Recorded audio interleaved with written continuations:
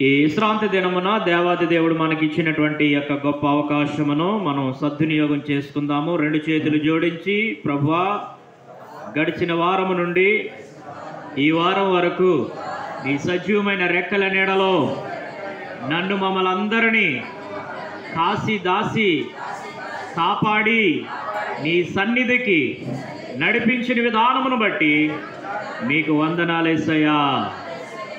చాలా సంతోషం. నన్ను స్థలంలో నిలబెట్టిన దేవాది దేవునికి నేను వందనస్తుడను. మన మధ్యన ఉన్న దైవ సేవకురాలు అమ్మగారికి, మరి అన్నయ్య ఏలి దర్శనం అయ్య గారికి, సంఘ పెద్ద గారికి, కూడి వచ్చిన మీ అందరికీ ప్రభు అయిన యేసుక్రీస్తు నామములో శుభములు, వందనాలు. ప్రైజులాడండి. వందనాలమ్మా. బాగున్నారు అందరూ? చాలా సంతోషం. మరి ఈరోజు చదవబడినటువంటి రెండు లేఖన భాగాలు.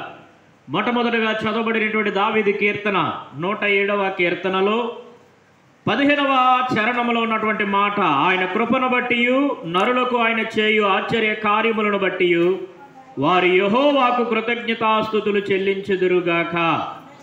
ఆమేన్. హల్లెలూయా. దేవాది దేవుడు చేసినటువంటి మేలులు, ఆయన చేసినటువంటి ఎన్నో గొప్ప ఆశ్చర్యకరమైన కార్యములను బట్టి మనం ఈరోజు దేవుని సన్నిధిలోనికి మనం రాగలిగాం. లేకపోతే అనారోగ్యముగా ఉంటే, శరీరం సహకరించకపోతే, నడవలేకపోతే, కళ్ళుతో చూడలేకపోతే మనము దేవుని యొద్దకు రాలేము. ఆయన చేస్తున్నటువంటి ఆశ్చర్య కార్యాలు ఒకసారి మీరు లెక్క పెట్టుకుంటే, ఉదయం మొదలుకొని 24 గంటల సమయంలో మరెన్నో నీ లెక్కకు అంతు చిక్కని కార్యాలు.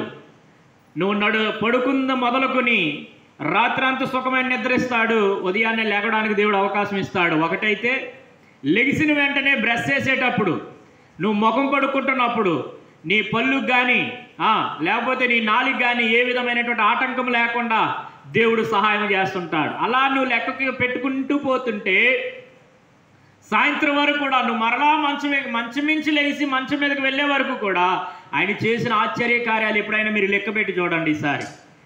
ఒకసారి ప్రతి క్షణము కూడా ఛార్జింగ్ పెట్టి ఆ ఫోన్ మాట్లాడుతున్న ఛార్జింగ్ అయిపోయింది, ఒక పాయింటే ఉంది. ఈ లోపల చాలా ఎమర్జెన్సీ కాల్. యాక్చువల్గా ఛార్జింగ్ పెట్టి ఫోన్ మాట్లాడకూడదని తెలుసు మనందరికీ.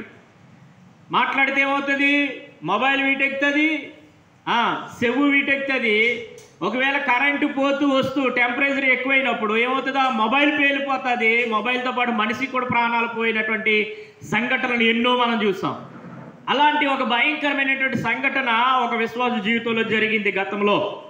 ఏమిటంటే చాలా ఎమర్జెన్సీ కాల్. ఆయన ఒక గవర్నమెంట్ ఉద్యోగం చేస్తున్నాడు, కానీ తప్పనిసరి పరిస్థితుల్లో ఛార్జింగ్ అయిపోయిందని ఆయనకి తెలుసు, కానీ మాట్లాడవలసి వచ్చింది. ఫోన్ తీసేస్తే, ఆ ఛార్జింగ్ తీసేస్తే ఆయన మాట వినబడదు. మీకు అర్థమవుతుందో లేదో. కానీ ఏం చేశాడు? వెంటనే ఫోన్ ఇలా లిఫ్ట్ చేసి అలో అన్నాడంతే, ఫోన్ పేలిపోయింది. తలలోంచి యువతల చెవిలోంచి అవతల చెవిలోనికి బ్లడ్ వచ్చి స్పాట్లో చనిపోయినటువంటి సంఘటన.